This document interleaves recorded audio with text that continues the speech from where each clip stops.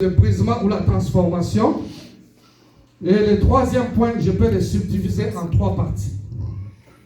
Le troisième point, c'est-à-dire, pour qu'on atteigne notre destinée, la façon dont tu te connais, ça c'est le premier point, la façon dont les gens te connaissent et la façon dont le ciel te connaît. Je vais m'expliquer encore.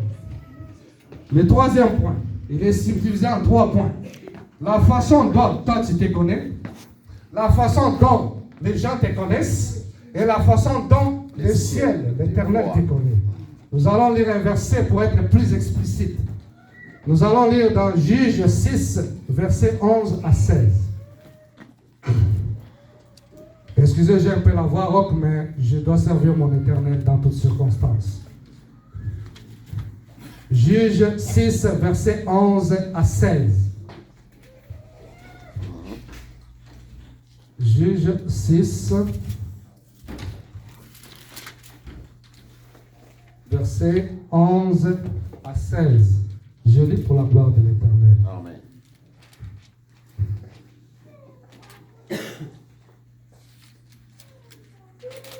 Juge 6, 11 à 16. Puis vint l'ange de l'Éternel, et il s'assit sous les térébintes d'Ophra, qui appartenait à Joas, de la famille d'Abiézer. Gédéon, son fils, battait du froment au pressoir pour les mettre dans l'abri des mendiants.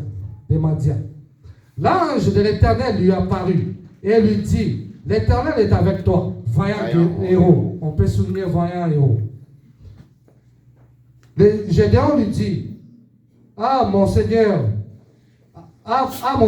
si l'Éternel est avec nous, pourquoi toutes ces choses nous sont-elles arrivées? Et où sont tous ces prodiges que nos pères nous racontent quand ils disent, l'Éternel ne nous a-t-il pas fait monter hors de l'Égypte? Maintenant, l'Éternel nous abandonne et il nous livre entre les mains des mendiants. L'Éternel se tourna vers lui. Écoutez bien ici, j'aime beaucoup ça. L'Éternel se tourna vers lui et lui dit, va avec la force que tu as. On peut souligner la force que tu as. Et délivre Israël de la main des mendiants. N'est-ce pas moi qui t'envoie? Gédéon lui dit, mon Seigneur, avec quoi délivrai-je Israël?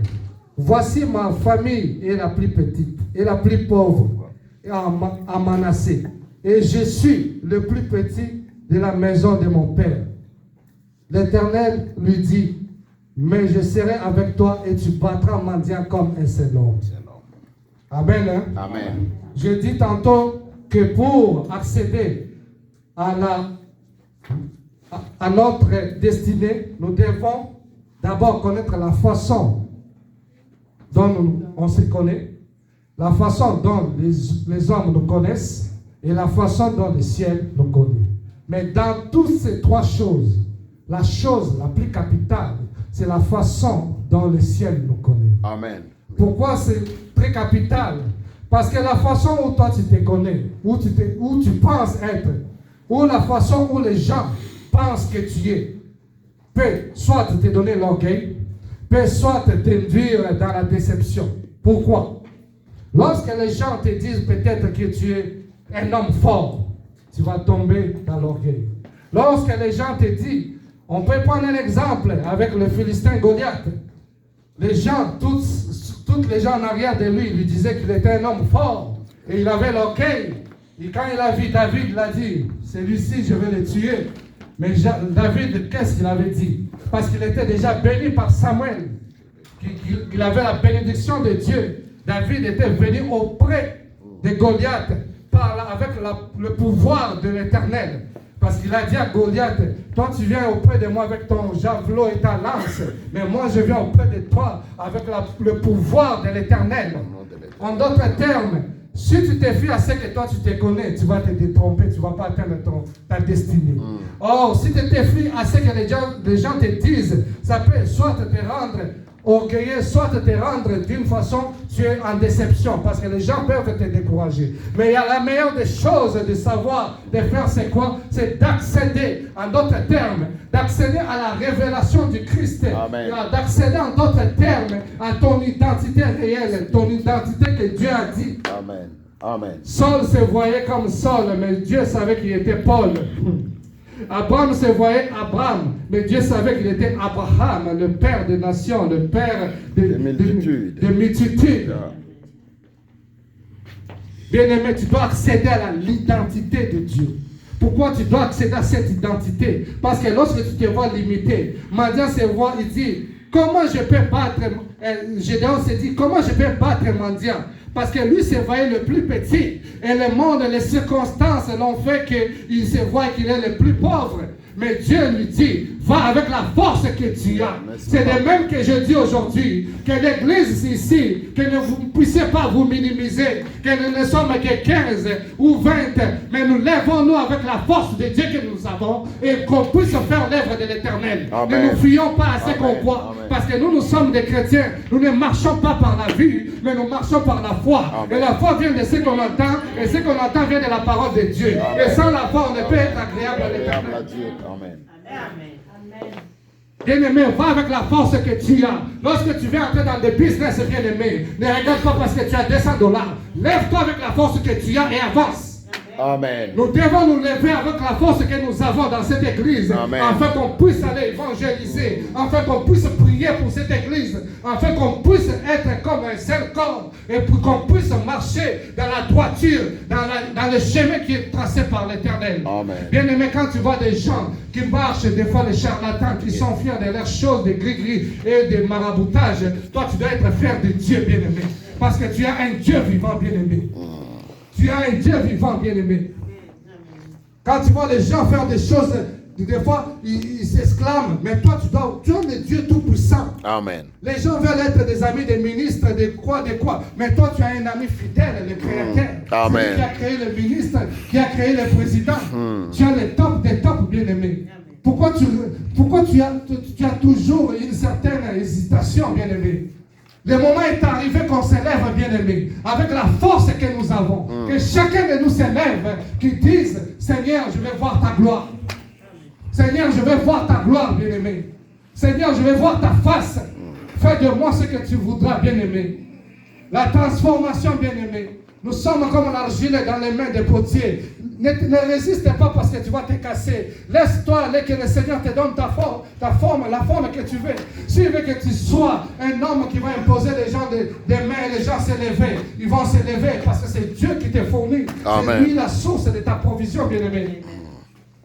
Nous devons nous lever avec la force qu'on a pour que cette église tienne. Parce qu'elle tiendra. Amen. Parce que ce que Dieu a fait avec Abraham, il peut faire avec nous. Amen. Et il le fera. Il n'y a pas de chrétiens dans cette salle. Amen. Nous devons nous lever avec la force qu'on a parce que cette église doit avancer. Amen. Est-ce qu'on peut clamer pour la gloire de Dieu? Va avec la force que tu as. Bien-aimé. Pourquoi tu te minimises? Des fois, vous donnez au Satan le pouvoir qu'il n'en a pas, bien-aimé. Lève-toi. Ton enfant est malade, lève-toi. Proclame les choses sur ton enfant et tu verras la guérison. Amen. Nous avons besoin de pasteurs, mais lorsque peut-être ce jour-là, le pasteur ne sera pas disponible, lève-toi, parle sur la maladie et la maladie va sortir au nom de Jésus-Christ. Amen. Parce que tu as un Dieu vivant. Et les gens vont s'étonner et vont dire, cet enfant vit encore. Amen.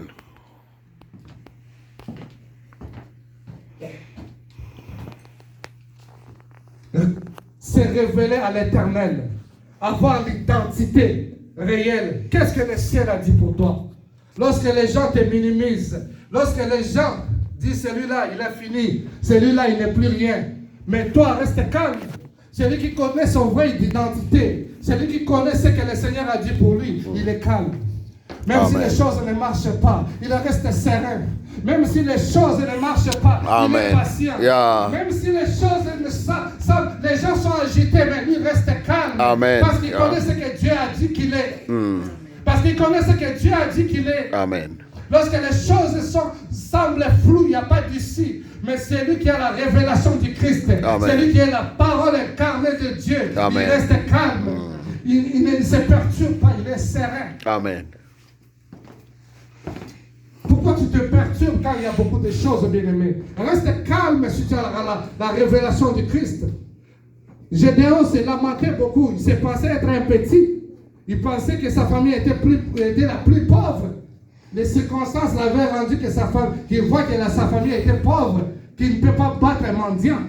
Mais l'Éternel lui dit, lève-toi avec la force que tu as.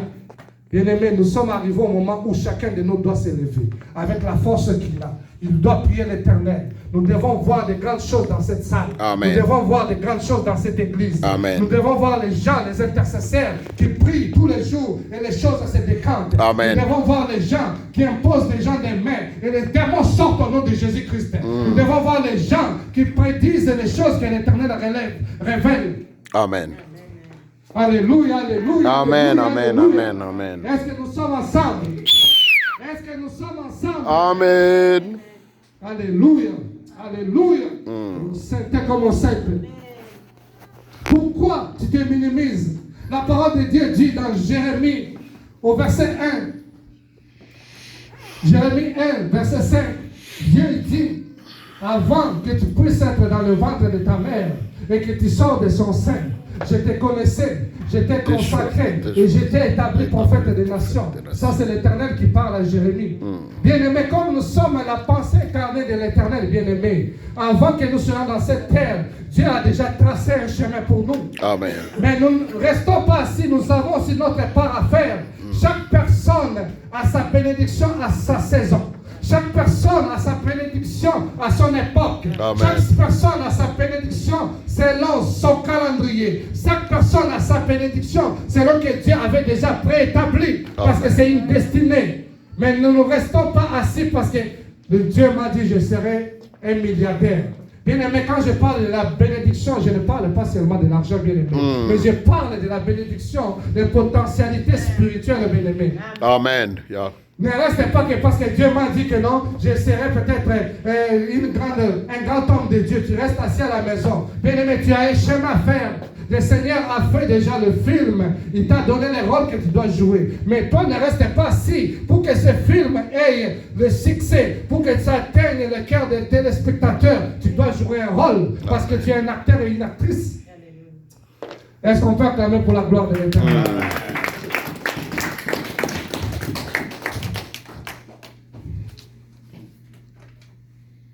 Et aussi, pourquoi nous ne devons pas nous fier pour ce que nous voyons? Parce que nous allons tomber dans l'orgueil et le Seigneur résiste aux orgueils. Il relève ceux qui sont humbles.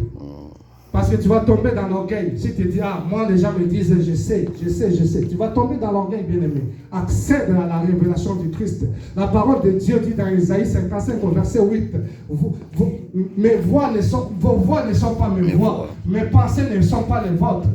Isaïe 55 au verset 8. Toi tu penses être peut-être un homme riche, mais l'Éternel te voit, tu es un pauvre. Parce que tu es un pauvre spirituellement. Mais tu as des milliards, mais tu es pauvre spirituellement. Tu es peut-être déjà mort. Toi, tu penses des fois aussi que tu ne peux rien. Mais en toi, tu es un vrai héros. Est-ce qu'il y a des vrais héros dans cette salle? Amen, amen. Est-ce qu'il y a des vrais combattants dans cette salle? Amen. Est-ce qu'il y a des vrais combattants dans cette salle? C'est pas pour rien le Seigneur t'a relevé du coma lorsque les gens commençaient à pleurer. Le Seigneur t'a ramené à la vie parce que tu avais une mission à faire. C'est pas pour rien le Seigneur t'a guéri de ta maladie parce que tu as encore une mission à faire. C'est pas pour rien le Seigneur t'a guéri des situations compliquées. C'est pas pour rien le Seigneur t'a sorti de l'accident intact et interne sans égratignure. Parce que tu as encore une mission à remplir pour l'Éternel. Parce que tu as la pensée incarnée. Amen. Joseph était la pensée incarnée de Dieu. Amen. Il a permis qu'il quitte des rapporteurs jusqu'au gouverneur. Il y a transformé. Bien aimé, il y a certaines choses qui nous arrivent dans la vie. Nous les lamentons, les diables. J'ai lu. Des fois, le diable regarde comme ça et dit, hey, ça c'est pas pour moi. Ça c'est pas moi qui a fait ça dans ta vie. Mais c'est le Seigneur qui a permis que ces choses arrivent pour que tu ne te soustrais pas. Parce que c'est une condition sine qua non. Tu dois passer par là pour qu'il puisse te modéliser. Amen. Est-ce qu'il y a quelqu'un qui a compris les choses que l'Éternel nous parle cet après-midi? Il y a certaines circonstances qui arrivent dans notre vie. Ce sont des circonstances que l'Éternel permet pour qu'il t'enseigne des choses au travers de ces situations. Amen. Mais pour que tu comprennes ça, tu dois entrer dans la profondeur pour savoir c'est quoi Dieu veut te parler. Parce que le Seigneur nous parle toujours, bien-aimé. Mais des fois, nous n'avons pas le temps parce que le mode de vie d'ici est trop expéditif. Mais le Seigneur nous parle, soit par le songe, soit au travers de quelqu'un qui est autour de toi, soit au travers de plusieurs personnes. J'ai toujours un témoignage que j'ai toujours raconté à ma femme. Je pense, j'avais 19 ans à l'époque. Je revenais de chez mon père, j'allais voir quelqu'un. Et en route, j'étais allé voir quelqu'un, j'allais chez nous à la maison. J'ai rencontré un fou au milieu de la rue, au coin de la rue. On les connaissait qu'il était fou. Ce type-là me dit, toi, tu vas où? Il y a des gens là-bas en avant de toi, ils vont t'attraper, il y a des soldats. Moi, je dis, toi, tu es fou, laisse-moi passer.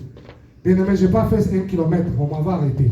Et vous savez, quand la police de chez nous vous arrête, il a trouvé une source d'approvisionnement. Donc par là, j'avais compris que le Seigneur avait utilisé les fous pour me parler. Mais moi, je n'avais pas écouté la parole.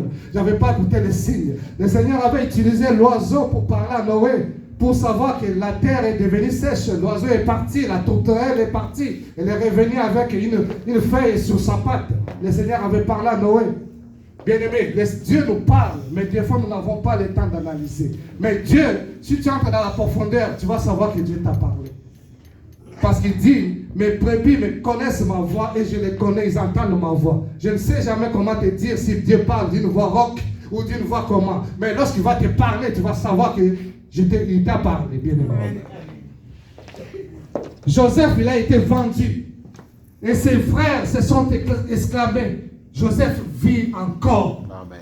Joseph vit encore. Pourquoi ils se sont exclamés comme ça? Parce que ce sont eux qui l'ont mis dans la citerne. Ce sont eux qui l'ont vendu aux Ismaélites. Ce sont eux qui ont pensé, ils ont enterré. Il y a des gens qui t'enterrent vite. Mais dis à cette personne-là, ne m'enterre pas encore vite. Ne m'enterre pas encore vite parce que Dieu est là. Mon Dieu est là, ne m'enterre pas encore vite. Parce que je vais ressusciter de la mort. Je vais ressusciter avec lui. Comme Jésus a ressuscité, je vais ressusciter. Amen. Il y a des gens qui taillissent pour rien. Tu n'as rien fait, mais la personne taillit, bien aimé. Parce que tu as quelque chose en toi. Amen. Et cette personne voit que dans cette chose-là, ça la dérange. C'est pour cela qu'il taillit. Mais toi, comme tu n'as pas le discernement, mais tu ne comprends rien, bien aimé. Mais le Seigneur va te parler. Si tu prends le temps d'entrer en profondeur, d'être connecté à la source divine, tu vas comprendre pourquoi la personne taillit. Nous achèvons, bien aimé. Est-ce que nous sommes ensemble? Amen. Nous allons lire le verset 37, 12 à 20. Genèse 37, 12 à 20.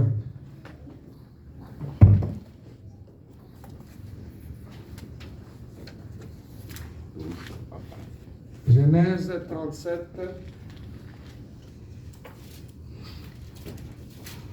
Je sens la joie, je sens la joie, je sens la joie. Amen. Quand je lis comme ça, quand je regarde des choses comme ça, quand je regarde d'où je viens et là où je suis, je sens la joie. C'est pour cela des fois quand ça me fait des démangeaisons, j'ai comme envie de pleurer. Je me cache pas, je pleure pas pour quelqu'un, je pleure pas pour une personne, mais je pleure parce que l'onction de Dieu déborde en moi. Amen. Je pleure parce que je regarde là où Dieu m'a tiré et là où je suis. C'est pour cela que je ne sais comment le rendre merci, bien-aimé. C'est pour cela lorsque l'onction t'habite, bien-aimé, n'hésite pas, n'étouffe pas. Laisse le modéliste te diriger comme il veut te diriger. Amen. Laisse le maître potier te donner la forme, toi qui es l'argile, bien-aimé. Nous lisons Genèse 37, verset 12 jusqu'à 20. Je vais lire rapidement parce que notre temps achève. Nous allons quelque part, bien-aimé. Le Seigneur vient nous amener quelque part. Genèse 37, verset 12 jusqu'à 20. Je lis au nom du Seigneur. C'est un peu long, mais je vais lire au nom du Seigneur. Jésus-Christ de Nazareth. Les frères de Joseph étaient allés à Sichem pour faire paître les troupeaux de leur père. Israël dit à Joseph, tes frères ne font-ils pas paître les troupeaux à Sichem? Viens, je vais t'envoyer vers eux. Et il répondit, mais voici. Israël lui dit, va, je t'ai pris. Voici tes frères sont en bonne santé. Et si le troupeau est en bon état. Et tu m'en rapporteras des nouvelles. Il envoya ainsi de la vallée d'Hébron, et Joseph alla à Sichem. Un homme le rencontra comme il errait dans les champs. Il lui questionna en disant, que cherches-tu? Joseph répondit, je cherche mes frères, dis-moi, je t'ai pris où ils font paître leurs troupeaux. Et l'homme lui dit, ils sont partis d'ici, car je les ai entendus dire, allons à Dothan.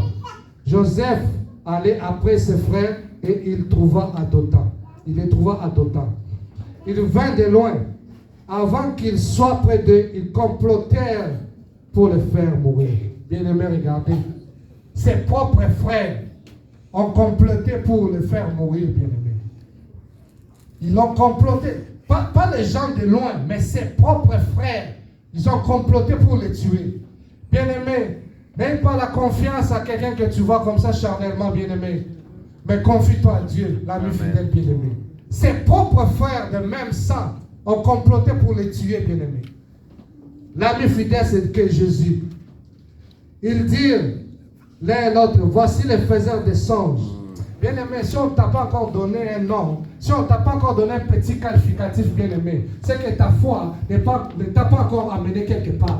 Lorsque ta foi va t'amener quelque part, bien-aimé, tu ne vas pas regarder ton environnement. Tu vas faire ce que le Saint-Esprit te commande, bien-aimé. Lorsqu'on ne t'a pas encore donné le nom, c'est que ta foi ne t'a pas encore amené à un certain niveau. Quand ta foi va t'amener à un certain niveau, tu vas voir les choses pas comme les autres voient. Parce que toi, tu as la révélation personnelle. Amen. Parce que tu es connecté avec le Seigneur Dieu Tout-Puissant. Tu vas faire les choses, les autres vont dire, oh Jacob, il est devenu fou. Mais toi, tu sais que mon Dieu est avec moi. Amen. Toi, tu sais que ton Dieu est avec toi. Ces frères l'ont appelé faiseurs de songes. Il faut que les gens te donnent un qualificatif, bien-aimé. Parce que tu as la puissance. Tu es devenu différent des autres, spirituellement, bien-aimé. Voici les faiseurs de songes qui arrivent. Venez, tuons-les et jetons-les dans la citerne. Nous dirons qu'une bête féroce l'a dévoré. Nous verrons ce que deviendra ces songes. Bien-aimé, si Dieu a dit quelque chose dans ta vie, même si on te jette dans la citerne, bien-aimé, même si on te jette dans les lacs, bien-aimé, même si on te jette là où on dit qu'aucun plongeur ne peut arriver, bien-aimé, mais tu vas remonter à la surface. Tu vas remonter à la surface. Même si on t'a emprisonné, bien-aimé, tu vas remonter à la surface. Même si tu as été enterré, tu vas revenir à la mort, à la vie. Même si tu as été dans le coma 5 jours, les gens commencent à pleurer. Les gens pensent que c'est déjà fini. Le docteur dit, je ne peux plus rien faire. Mais l'homme de Galilée, l'admirable, l'homme de Galilée, le narcisse de Saron, celui qui a ressuscité, celui qui a la gravité n'a eu aucune force sur lui, celui qui a la force de présenter à Dieu éternel, a dit, ta place n'est pas ici. Le troisième jour, lève-toi, pars, parce qu'ici n'est pas ta place. En d'autres termes, celui qui a dormi dans les barques, les disciples chancelaient parce qu'il y avait le vent. Mais lui se lève. Les disciples disent, lève-toi Seigneur, nous allons nous noyer. Lui se lève, il dit au vent, tais-toi. Le vent s'est tué. Pourquoi? Parce que le vent c'est une créature. Et celui qui a dit au vent de cette terre, c'est le Créateur. Amen, amen, amen. Mais toi, tu es l'ami du Créateur bien-aimé. Pourquoi quand les choses te viennent, tu trembles? Pourquoi les choses tu pleures? Agenouille-toi, invoque l'Éternel bien-aimé. Invoque l'Éternel, tu lui dis, Seigneur, toi tu as dit, invoque-moi, je te répondrai. Bien-aimé, j'ai appris certaines choses par l'onction divine, bien-aimé. J'ai appris certaines choses que je ne pensais pas. Quand je suis devant de vous aujourd'hui, je me regarde comment je veux. Je rends gloire au Dieu, à l'Éternel, bien-aimé. Faiseur des songes, jetez-le dans les citernes. On l'a jeté dans les citernes. Je vais vous dire, quelles que soient les difficultés, bien-aimés, quelles que soient les choses qui peuvent surgir dans nos vies, bien-aimés, restez attachés à l'Éternel. Restez attachés à l'Éternel. Restons attachés à Dieu. Je me rappelle dans la Bible, Moïse a dit, Seigneur, si je suis vraiment ton serviteur, fais-moi grâce, Seigneur. Fais-moi grâce, je vais te voir. Dans Exode 33, vous descendez, vous allez voir ça. Seigneur, Joseph a dit, Seigneur, fais-moi grâce, je vais te voir. Dieu lui dit, Moïse, nul ne peut me voir et rester en vie. Tiens-toi auprès du rocher, je passerai de la revers du main, mais tu verras mon dos. Tu verras mon dos. Mais la question qu'on va se poser, Dieu est invisible.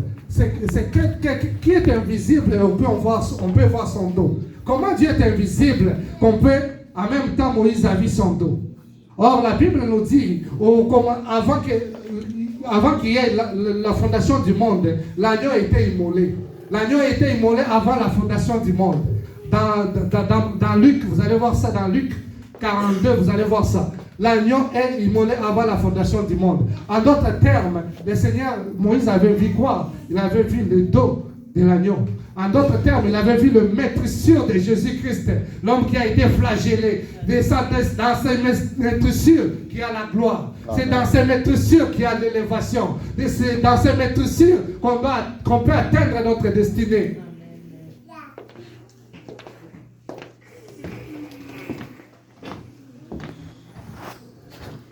Jésus-Christ, à Gethsemane, il a senti la mort venir.